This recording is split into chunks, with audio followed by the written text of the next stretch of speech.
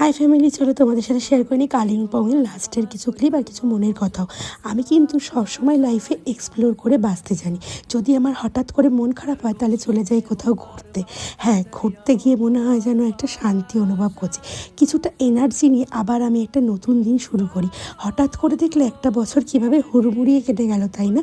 আবার আমরা জানুয়ারি মাসে 2026-এর লাস্ট দিকে চলে এসেছি। তো এভাবেই তো শুরু, এভাবেই তো শেষ। আর এই শেষ শুরু, লড়া ভাঙা, এই গড়ার মাঝখানে সময় কীভাবেই বদলে যায় আমরা কিন্তু টেরও পাই না। লাইফে কিছু প্রিয় মানুষ তো আমাদের আছে, কিন্তু এক্সপেকটেশান সেটা কারোর থেকে না রাখাই ভালো। তোমার লড়াইটা একান্তই তোমার নিজের। দিনের শেষে তোমার নিজেকেই তো কোশ্চেন করতে হবে যে আমি কি করলাম। তাই কি বলি জানো, হেরে যাচ্ছ ভয় পেও না, হারা থেকেই কিন্তু নতুন জেতা শুরু হয়।